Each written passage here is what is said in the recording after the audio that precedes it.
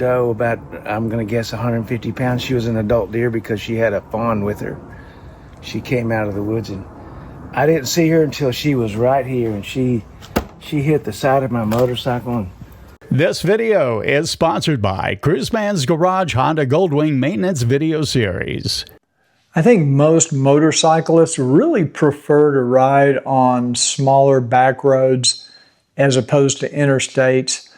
I know there's a lot of guys that they just want to get to the destination. They want to go as fast as they can, and that means riding on the interstates.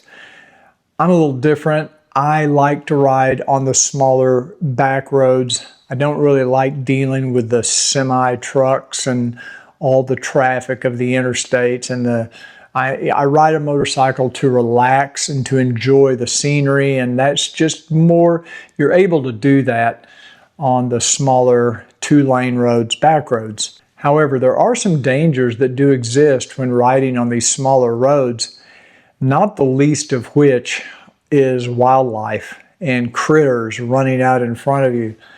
Most notably deer. These animals are, I guess they just don't have very good eyesight. I don't know what it is. Often you'll see them early in the morning, but not necessarily. They can be any time of day. I know on one particular ride we were going to Nashville, Ricky and I were riding my 2018 Goldwing, and we were on the Natchez Trace. Now we were only going about 45 miles an hour, but we did see a deer run in front of us. I would say it was probably 100 yards ahead of us, so I had plenty of time to slow down because, as you may or may not know, if you see one deer cross the road, you better slow down because there's going to be 2 or 3 more coming right behind it. And sure enough, here came the other ones, and you couldn't see them because there were a lot of trees along the side of the road. So by the time you saw it, it was almost too late.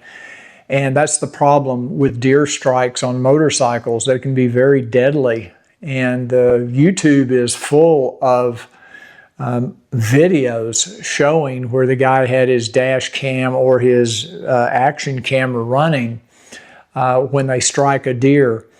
And in a lot of cases, they go down. You know, the bike goes down, the rider gets injured. Depends, of course, how fast you're going and what kind of bike you're riding. I've been very fortunate. I've never personally gotten that close to a deer. I've probably gotten within 50 yards of a deer, but I've never had one just go right by me or actually hit me.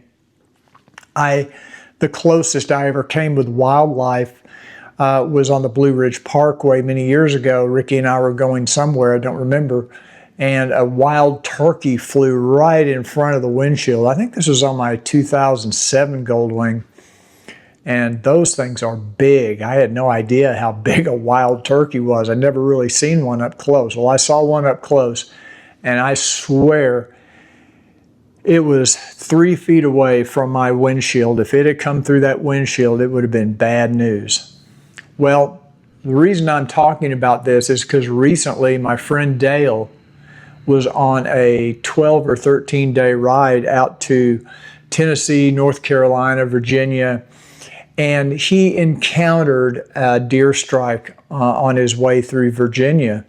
And he was on one of these 2-lane roads and going about 45 miles an hour. And sure enough, he hit a deer, and I'll let him tell you the rest of the story. I'm here with my friend Dale, and you know what he did. He was on a nice road trip. Where, in Arkansas? I was in Virginia. In Virginia. When this happened? When this happened. Last Friday, I was in Virginia on a small rural road, and there was no shoulder, and there was very little space between the road and the woods. And a doe about, I'm going to guess 150 pounds. She was an adult deer because she had a fawn with her. She came out of the woods, and I didn't see her until she was right here, and she hit the side of my motorcycle. And obviously you can see that the headlight's broken. It broke the upper cowl. Cracked that. In several places. The mirror came apart, but I was able to put it back together. Lost this little piece of trim. But where you really notice things is all these parts have come unsnapped. And if you look over, he has an airbag model. Unfortunately, it did not deploy the airbag, and he did not go down. That's correct. So that's good news. And you'll see how off-center the little control switch, center control is from the dash. Yeah, I think the subframe that all this mounts to has been bent, and it shifted everything over, and that's why none of this stuff will snap back together correctly. So Dale's looking at a pretty good repair job, but you were in the body work business. You should be able to do this in your house, shouldn't you? The insurance company is going to pay for the labor, but they probably wouldn't pay me, so Okay. I think I'll let the Honda dealer take care of it. You didn't lose your mirror. That's good. It folded it in, and something hit my hand. I don't know if it was the mirror or the deer. It hurt for just a minute, and then it was okay. But amazingly, your lights still work. Turn it on. Let's see. Everything's working. His high beams, his low beams, all the lights work. That's good news. It's just Even this the turn indicators, everything. cracked. There goes a piece of plastic. Don't you break everything. Just flipped off. I'm surprised that didn't blow off. I've been pulling pieces out of it and off of it for 2 days now. Now they won't cover it because it was intentional damage.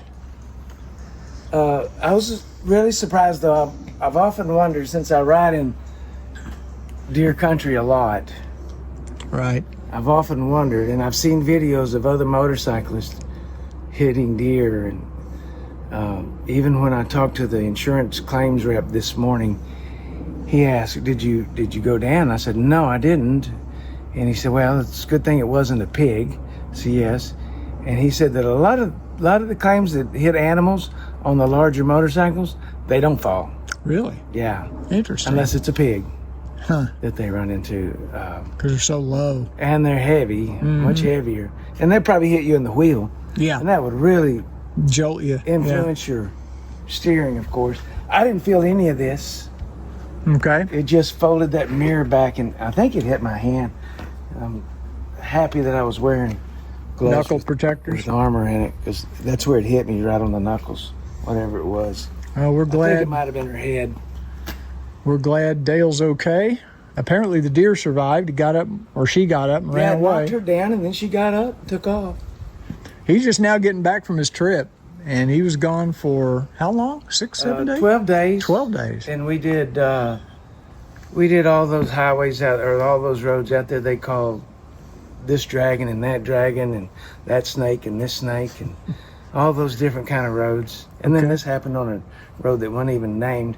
But Rever did have this road on their Deer watch list? on their gold or red Oh, better or best road. The road's just fantastic, so smooth and just winding back and forth. At the end of a 300-mile day, you're just exhausted from right. working that motorcycle. And you said that you told me earlier about the DCT and manual. You really liked that manual mode.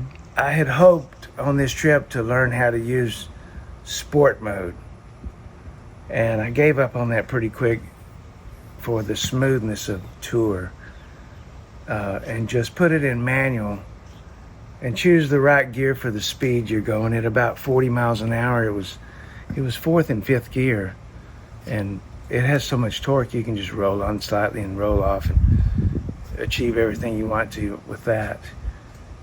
Well, I'll be anxious to hear your total repair bill, what it's going to be, because I would imagine they're going to have to replace that subframe up front. I suspect. But the good thing about it is they're all plastic parts. They're pretty easy to replace. And the bad thing is it's just now getting to the right time of year to be riding, Yeah, I know. and my motorcycle I know. is going to be in the shop. You let me borrow yours for a while? Sure. Okay. Anytime. Appreciate that. Make sure that garage door's down when you leave. Well, won't do any deer hunting with it. no. Okay, well, I'm going to wrap this up. I just wanted to show you guys what happened to Dale. You can see his bike looks pretty darn dirty. They told him not to wash it until he takes it in to have it looked at. So be careful out there with those animals, man. I tell you what, they can do some damage. We're all very glad that Dale is okay, that it wasn't more serious, that he didn't go down, he didn't sustain any injuries. That's good news. The motorcycle can be fixed, but, you know, fixing your body is something else. Hey, I would really like to know in the comments down below if any of you have ever encountered a deer strike on your motorcycle. Please put it in the comments. Tell your story. It might be helpful for other riders. It might be helpful. Maybe there's something you could have done to avoid it or prepare for it better. If so, please put that in the comments. That would be a big help. If you enjoyed this video, do me a favor and give it a thumbs up, because that really does help the YouTube channel. I want to thank all of you for helping me get to 75,000 subscribers. We're still trying to get to 100,000, so if you haven't subscribed yet, please do me a favor, click that little subscribe button down below. Don't forget the notification bell so YouTube will let you know when we come out with new videos. Thanks again for watching. It's very much appreciated. And until I see you on the next Cruiseman's Garage video, remember what I always say: ride often, but ride safe.